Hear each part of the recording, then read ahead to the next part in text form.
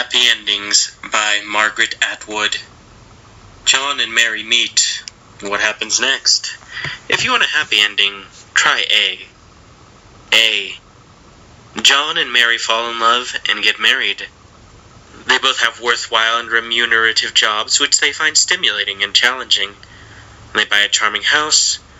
Real estate values go up. Eventually, when they can afford live-in help, they have 2 children to whom they are devoted. The children turn out well. John and Mary have a stimulating and challenging sex life and worthwhile friends. They go on fun vacations together.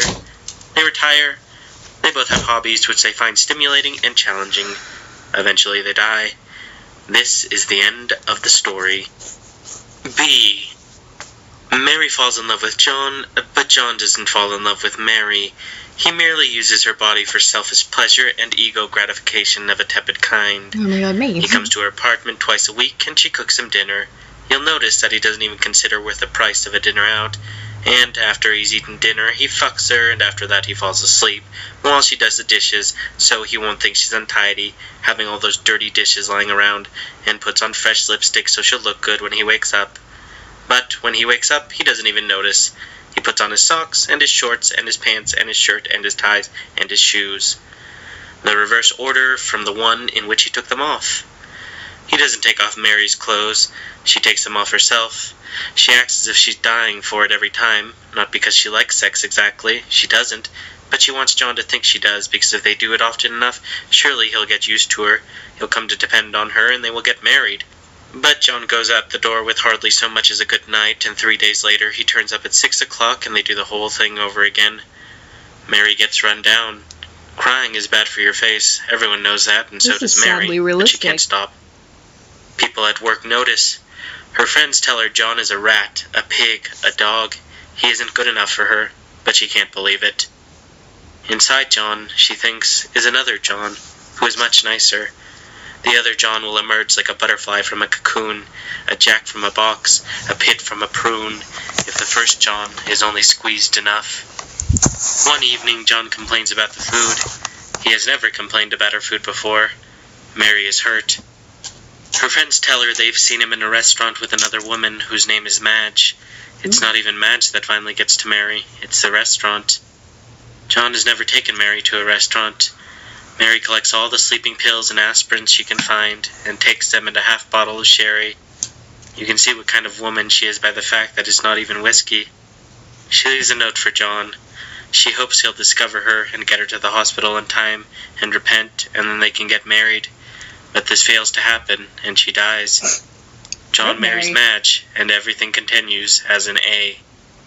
C. John, who is an older man, falls in love with Mary, and Mary, who is only 22, feels sorry for him because he's worried about his hair falling out. She sleeps with him even though she's not in love with him. She met him at work. She's in love with someone called James, who is 22 also and not yet ready to settle down. John, on the contrary, settled down long ago, and this is what is bothering him. John has a steady, respectable job and is getting ahead in his field, but Mary isn't impressed by him.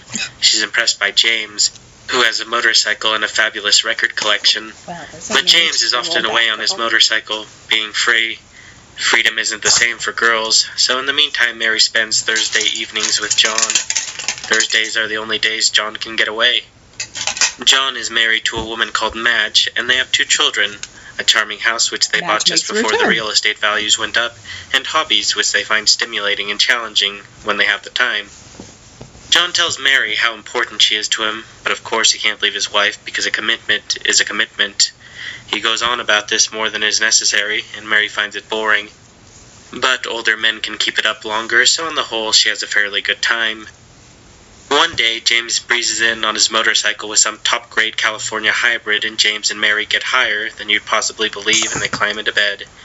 Everything becomes very underwater, but along comes John, who has a key to Mary's apartment. Ooh. He finds them stoned and entwined. He's hardly in any position to be jealous, considering Madge, but nevertheless he's overcome with despair. Finally, he's middle-aged. In 2 years, he'll be as bald as an egg, and he can't stand it. He purchases a handgun, saying he needs it for target practice. This is the thin part of the plot, but it can be dealt with later, and shoots the 2 of them and himself. Oh. That took a turn. Madge, after a suitable period of mourning, marries an understanding man called Fred, and everything continues as an A, but under different names. D. Fred and Madge have no problems. They get along exceptionally well and are good at working out any little difficulties that may arise. But their charming house is by the seashore, and one day a giant tidal wave approaches. Real estate values go down. The rest of the story is about what caused the tidal wave and how they escape from it. And they do, though thousands drown. But Fred and Madge are virtuous and grateful, and continue as an A. E. Yes, but Fred has a bad heart. The rest of the story is about how kind and understanding they both are until Fred dies. Then Madge devotes herself to charity work until the end of A. If you like it, it can be Madge, Cancer, Guilty and Confused, and Bird Watching. F. If you think this is all too bourgeois, make John a revolutionary and marry a counter-espionage agent and see how far that gets you. Remember, this is Canada. You'll still end up with A, though in between you may get a lustful, brawling saga of passionate involvement, a chronicle of our times, sort of. Oh. You'll have to face it. The endings are the same however you slice it. Don't be deluded by any other endings. They're all fake, either deliberately fake, with malicious intent to deceive, or just motivated by excessive optimism, if not by downright sentimentality. The only authentic ending is the one provided here. John and Mary die. John and Mary die. John and Mary die. So much for endings. Beginnings are always more fun.